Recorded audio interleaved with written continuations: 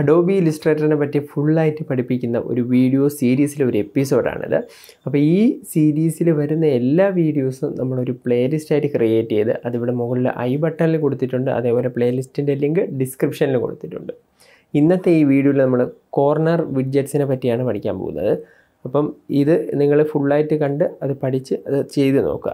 നമ്മൾ ഈ ഓരോ കാര്യങ്ങൾ നമ്മൾ ചെറിയ ചെറിയ കാര്യങ്ങളായിരിക്കും പലതും നമ്മൾ പഠിക്കുന്നത്. പക്ഷേ അതുകൊണ്ട് നമുക്ക് പലപ്പോഴും നല്ല രീതിയിലുള്ള ഉപയോഗം വരാറുണ്ട്. അപ്പോൾ അതുകൊണ്ട് നിങ്ങൾ എല്ലാ ക്ലാസ്സുകളും എല്ലാ വീഡിയോസും മനസ്സിലാക്കി പഠിക്കാനായിട്ട് ശ്രമിക്കുക. അതിൽ അസൈൻമെൻറ്റ്സ് ഏറ്റവും പ്രധാനമായിട്ട് അത് നിങ്ങൾ ചെയ്യണം. അപ്പോൾ നമുക്ക് കോർണർ വിഡ്ജറ്റ്സിനെ പറ്റി ഒന്ന് നോക്കാം. നമ്മൾ റെക്റ്റാങ്കിൾ ടൂൾ എടുത്തതിന് ശേഷം ഒരു റെക്റ്റാങ്കിൾ ഇവിടെ വരച്ച് നോക്കുകയാണ്. വരച്ച് നോക്കുന്ന സമയത്ത് അതിൻ്റെ 4 കോർണറിൽ ഒരു റൗണ്ട് ഐക്കൺ പോലെ നമുക്ക് കാണാൻ പറ്റുന്നുണ്ട്. ആ ഐക്കണിൽ ജസ്റ്റ് നമ്മൾ ക്ലിക്ക് ചെയ്ത് ഇങ്ങനെ ഡ്രാഗ് ചെയ്ത് കഴിഞ്ഞാൽ അത് കർവായിട്ട് വരുന്നത് കാണാൻ പറ്റും. ഇതിലിപ്പോൾ നമ്മൾ എല്ലാം കൂടെ ഒന്നിച്ച് എല്ലാ കോർണറും കൂടെ ഒന്നിച്ചാണ് കർവാവുന്നത്. ഞാൻ ഇപ്പോൾ Ctrl Z കൊടുക്കുകയാണ്, അൺഡു കൊടുക്കുകയാണ്. ഇതിൽ ഞാൻ ഡയറക്റ്റ് സെലക്ഷൻ ടൂൾ എടുക്കുന്നു. ഡയറക്റ്റ് സെലക്ഷൻ ടൂൾ എടുത്ത് ഞാൻ ഒരു പോയിൻ്റ് ക്ലിക്ക് ചെയ്തിട്ട് അവിടുത്തെ ആ സർക്കിൾ മാത്രം ക്ലിക്ക് ചെയ്ത് ഡ്രാഗ് ചെയ്ത് കഴിഞ്ഞാൽ എനിക്ക് ആ ഒരു കോർണർ മാത്രം കർവ് ചെയ്യാനായിട്ട് അല്ലെങ്കിൽ റൗണ്ട് ചെയ്യാനായിട്ട് പറ്റും. അൺഡു കൊടുക്കാം. ഇതിൻ്റെ കൂടെ തന്നെ എനിക്ക് വേണമെങ്കിൽ ഈ ഒരു പോയിൻറ്റും കൂടെ വേണമെങ്കിൽ ഷിഫ്റ്റ് പ്രസ് ചെയ്ത് ഞാൻ അതിൽ ക്ലിക്ക് ചെയ്ത് കഴിഞ്ഞാൽ ആ ഒരു പോയിൻറ്റും എനിക്ക് സെലക്ട് ചെയ്യാൻ പറ്റും. ഇനി ക്ലിക്ക് ചെയ്ത് ഡ്രാഗ് ചെയ്ത് കഴിഞ്ഞാൽ രണ്ടും കൂടെ ഒരുമിച്ചായിരിക്കും കർവ് ആവുന്നത്. അതിനൊക്കെ നമുക്ക് ആവശ്യമുള്ള പോയിൻറ്റ്സ് മാത്രം ക്ലിക്ക് ചെയ്ത് സെലക്ട് ചെയ്തും നമുക്ക് കർവ് ചെയ്യാനായിട്ട് പറ്റും. നിങ്ങൾക്ക് ഇപ്പോൾ ഈ ഒരു ഓപ്ഷൻ കാണുന്നില്ലെന്നുണ്ടെങ്കിൽ നിങ്ങൾ വ്യൂവിൽ പോയതിന് ശേഷം ഹൈഡ് കോർണർ വിഡ്ജറ്റ് എന്നാണ് എനിക്കിപ്പോൾ ഇവിടെ കിടക്കുന്നത്. കാരണം ഞാൻ ഓൾറെഡി അത് എനേബിൾ ചെയ്തിട്ടുണ്ട്. ഹൈഡായാണ് കിടക്കുന്നതെങ്കിൽ നിങ്ങൾ എടുക്കുന്ന സമയത്ത് വ്യൂ ഷോ കോർണർ വിഡ്ജറ്റ് എന്നായിരിക്കും. അത് സെലക്ട് ചെയ്ത് കഴിഞ്ഞാൽ കാണാൻ പറ്റും. പിന്നെ ഒരുപാട് പഴയ വെർഷനിലൊക്കെ ആണെങ്കിൽ ചിലപ്പോൾ ഈ ഒരു ഓപ്ഷൻ കാണൂല. ഇനി ഞാനിത് സെലക്ട് ചെയ്തിട്ട് ഇതിൽ നേരത്തെ നമ്മൾ കർവാക്കിയിടാം ഒരു പോയിൻ്റ് സെലക്ട് ചെയ്തിട്ട് ഞാൻ ഓൾട്ട് പ്രസ് ചെയ്ത് ഞാൻ ആ പോയിന്റിൽ ക്ലിക്ക് ചെയ്യുകയാണ്. ആ സമയത്ത് ആ കർവ് അകത്തോട്ട് മാറി, അതായത് തിരിഞ്ഞ്. അതേപോലെ ഞാൻ ഒന്നും കൂടെ ഓൾട്ട് പ്രസ് ചെയ്തിട്ട് ക്ലിക്ക് ചെയ്യുകയാണ്. ആ സമയത്ത് അതൊരു സ്ട്രെയിറ്റ് ഇതായിട്ട് മാറി. അതേപോലെ ഒന്നും കൂടെ ക്ലിക്ക് ചെയ്യുമ്പോഴത്തേന് പഴയ പോലെ ആയി. നമുക്കിപ്പം ഇങ്ങനെ ഞാൻ ക്ലിക്ക് ചെയ്ത് ഈ ഷേപ്പാക്കി. ഇതിൽ വേണമെങ്കിൽ നമുക്ക് ക്ലിക്ക് ചെയ്ത് ഡ്രാഗ് ചെയ്തതിനെ അഡ്ജസ്റ്റ് ചെയ്യാനായിട്ട് പറ്റും. കണ്ടില്ലേ?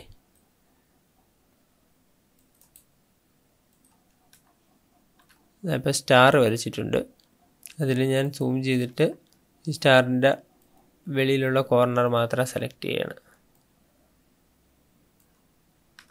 ഇനി ഞാൻ അതിനെ കർവ് ചെയ്ത് ഇനി ഞാൻ ഈ ഒരു കോർണർ ഡബിൾ ക്ലിക്ക് ചെയ്തിട്ട് ഇവിടെ ഈ ഓപ്ഷൻ റിലേറ്റീവ് എന്നുള്ള കൊടുക്കുമ്പോൾ കണ്ടില്ലേ ആ ഒരു ചേഞ്ച് വരുന്നത്.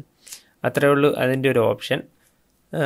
വലിയ വ്യത്യാസമൊന്നും കാണാനില്ല. ചെറിയൊരു കർവിൽ ഒരു വ്യത്യാസം വരും, അത്രേ ഉള്ളൂ. പക്ഷേ നമ്മളൊരു റെക്റ്റാങ്കിൾ ഇപ്പോൾ ഇവിടെ വരയ്ക്കുകയാണെന്ന് വെച്ചോ. റെക്റ്റാങ്കിൾ വരച്ചിട്ട് നമ്മൾ ഈ റെക്റ്റാങ്കിൾ സെലക്ഷൻ ടൂൾ വെച്ച് എടുത്തിട്ട് അതിൽ ഇപ്പോൾ ഈ കോർണർ ഡബിൾ ക്ലിക്ക് ചെയ്യണമെങ്കിൽ ഇങ്ങനെ ഒരു ഓപ്ഷൻ ആയിരിക്കും നമുക്ക് ഓപ്പൺ ആയിട്ട് വരുന്നത്. അത് റെക്റ്റാങ്കിൾ ആണ് എന്ന് ഇല്ലുസ്ട്രേറ്ററിന് അറിയാം. ഇത് വേറെ ഷേപ്പ് അല്ല, റെക്റ്റാങ്കിൾ ആണെന്ന് അറിയാവുന്നതുകൊണ്ട് വേറെ കുറച്ച് ഓപ്ഷൻസ് കൂടെ വരും. ഇവിടെ ജസ്റ്റ് ഇത് കർവ് ചെയ്യാനുള്ള ഓപ്ഷൻ, അതേപോലെ തന്നെ നമ്മൾ ഒരു കോർണറിൻ്റെ മാറ്റി വേറെ പല ടൈപ്പ് കോർണറാക്കി ആ ഓപ്ഷനുകൾ ഇവിടെ ഉണ്ട്. അതേപോലെ ഓരോ സൈഡിലും സെപ്പറേറ്റ് ആയിട്ട് വേണമെങ്കിൽ ചെയ്യാൻ പറ്റും. സെപ്പറേറ്റ് ആയിട്ട് ചെയ്യാൻ ഈ ലോക്ക് മാറ്റിയിട്ട് അഡ്ജസ്റ്റ് ചെയ്താൽ മതി. അപ്പോൾ ഇതും പഴയ പോലെ തന്നെ കൊടുക്കണം. ഇതും ഇങ്ങനെ കൊടുത്തിട്ട് 27. ഇപ്പം 4 ഒരേപോലെ ആയി. ഇനി ഞാൻ ഇവിടെ നിങ്ങൾ ഈ ഒരു സ്കെയിൽ കോർണേഴ്സ് എന്ന് പറയുന്നൊരു ഓപ്ഷൻ കണ്ട് അത് അൺചെക്കായിട്ടാണ് കിടക്കുന്നതെങ്കിൽ നമ്മളിത് സൈസ് കുറയ്ക്കുന്ന സമയത്ത് കണ്ടില്ലേ ആ ഒരു സൈഡിൻ്റെ സൈസ് മാത്രം കുറയില്ല, അത് അതേപോലെ തന്നെ നിലനിൽക്കും.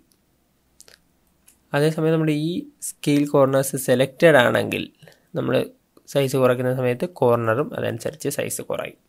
ഇത് നമുക്ക് ചില സമയത്ത് വേണ്ടി വരും, ചില സമയത്ത് വേണ്ടി വരില്ല. അതനുസരിച്ച് നിങ്ങൾ ഓണാക്കി ഓഫാക്കുകയും ചെയ്യണം. ഇനി അതേപോലെ ഇവിടെ സ്കെയിൽ സ്ട്രോക്സ് ആൻഡ് എഫക്ട്സ് എന്ന് പറഞ്ഞൊരു ഓപ്ഷൻ ഉണ്ട്. നമ്മളിപ്പോൾ ഒരു സ്ട്രോക്ക് ഇവിടെ വരയ്ക്കണമെന്ന് വെച്ചോ.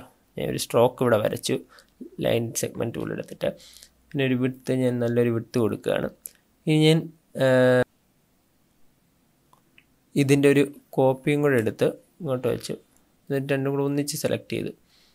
എന്നിട്ട് ഞാൻ ഇവിടെ നമ്മൾ എനേബിൾ ചെയ്തിട്ടുണ്ട് സ്കെയിൽ സ്ട്രോക്സ് ആൻഡ് എഫക്ട്സ്. അതിൻ്റെ സൈസ് കുറയ്ക്കുകയാണ്. ആ സമയത്ത് ആ മൊത്തത്തിൽ സാധാ ഒരു റെക്റ്റാങ്കിൾ വെച്ച് വരച്ചാൽ എങ്ങനെ സൈസ് കുറയും, അതേപോലെ നമ്മൾ ഇതിൻ്റെ ആ സ്ട്രോക്കിൻ്റെ സൈസും കുറഞ്ഞിട്ടുണ്ട്. ഞാൻ കൺട്രോൾ സെറ്റ് കൊടുക്കാം, അൺഡു കൊടുക്കാം. അതിനുശേഷം ഇതിനെ അൺചെക്ക് ചെയ്തിട്ട് ഒന്നുകൂടെ നോക്കാം. കണ്ടില്ലേ, ആ സമയത്ത് ഇത് കുറയുന്നുണ്ടെങ്കിലും അതിൻ്റെ തിക്നെസ് കുറയില്ല. ഓവറോൾ സൈസ് കുറയുന്നുണ്ട്, പക്ഷേ അതിൻ്റെ തിക്നെസ് കുറയുന്നില്ല. അപ്പോൾ ഇതും ആവശ്യമനുസരിച്ച് നിങ്ങൾ ഓണാക്കുകയും ഓഫാക്കുകയും ചെയ്യുക. പിന്നെ നിങ്ങൾക്ക് ഈ ഒരു ഓപ്ഷൻ, ഈ ട്രാൻസ്ഫോം എന്ന് പറയുന്ന ഒരു ഈ വിൻഡോ ഓപ്പൺ ആയിട്ട് വരുന്നില്ലെന്നുണ്ടെങ്കിൽ നിങ്ങൾ വിൻഡോ എന്നുള്ള ഓപ്ഷനിൽ പോയതിന് ശേഷം താഴോട്ട് വരുന്ന സമയത്ത് ട്രാൻസ്ഫോം എന്ന് പറഞ്ഞ് ഇവിടെ ഒരു ഓപ്ഷൻ കാണും. ഇത് സെലക്ട് ചെയ്ത് കഴിഞ്ഞാൽ നിങ്ങൾക്ക് ഇതേപോലത്തെ ഒരു വിൻഡോ കിട്ടും. അപ്പോൾ ഇന്നത്തെ അസൈൻമെൻറ്റ് എന്ന് പറയുന്നത് ഇതിൽ നമ്മൾ പഠിച്ച ഈ കോർണേഴ്സ് എല്ലാം നിങ്ങളൊന്ന് ചെയ്തു നോക്കുക. അപ്പോൾ ഇത്രയാണ് കോർണർ വിഡ്ജറ്റ്സിനെയൊക്കെ പറ്റിയുള്ള കാര്യങ്ങൾ.